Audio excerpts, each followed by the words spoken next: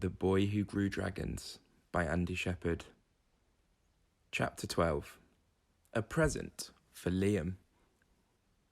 I recognised the supersonic scream immediately. It was unmistakably lolly-sized.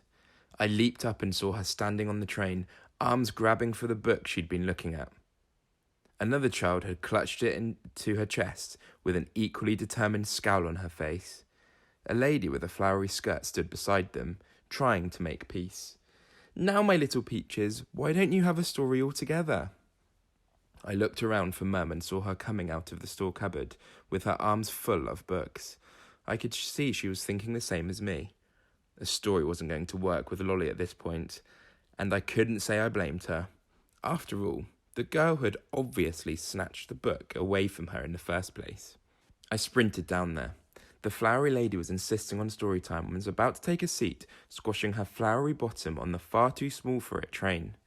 Lolly's next scream smashed the sound barrier, and I suddenly saw why. In among the cuddly toys, I spotted a scaly head with two little horns peeking out. The woman was just about to flatten poor Flicker. I want you to pause here and have a little think. What is going to happen?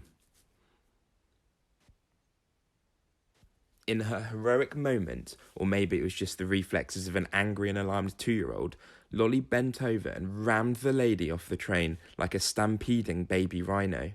There was a screech from the lady as she tumbled forward, and then a crash as the shelf she staggered into went flying.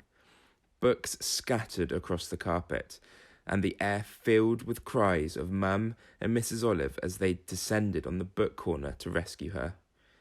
While the adults stumbled around trying to help the woman to her feet, I saw Lolly point at the picture book.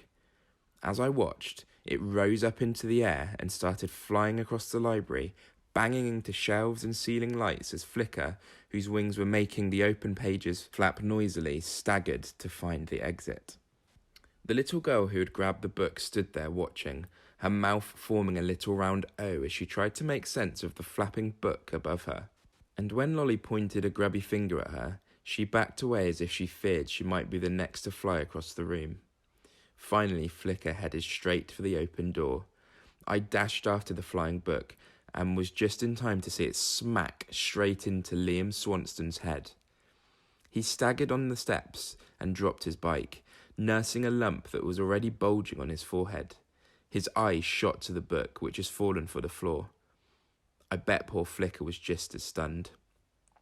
"You threw that at my head! I'm going to get you for that!" "I didn't," I stammered. "Honest." I could see Liam's anger growing.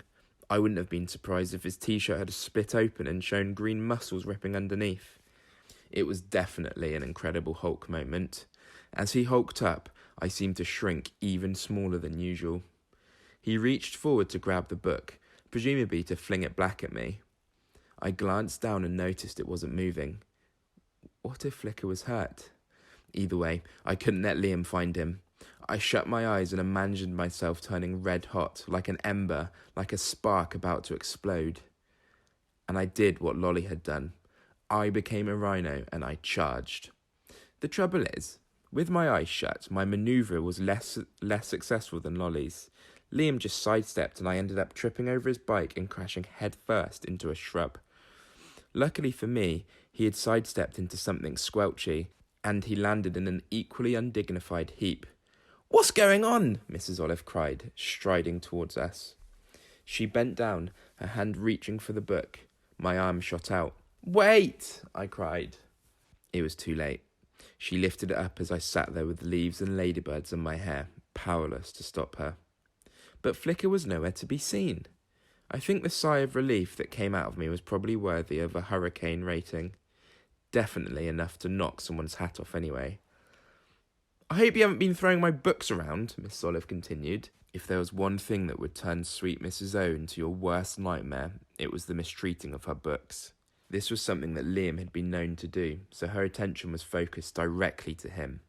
Unfair, I know, but I wasn't going to start feeling sorry for him. Liam glared at me, scraping what I realised must be dragon poo off his trainer.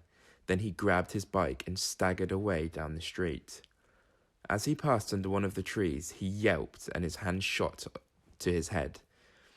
I could just make out a little flittering shape amongst the leaves. I grinned.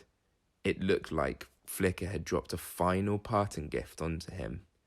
The icing on the cake, you might say. Chapter 13 is called Slugs and Superheroes.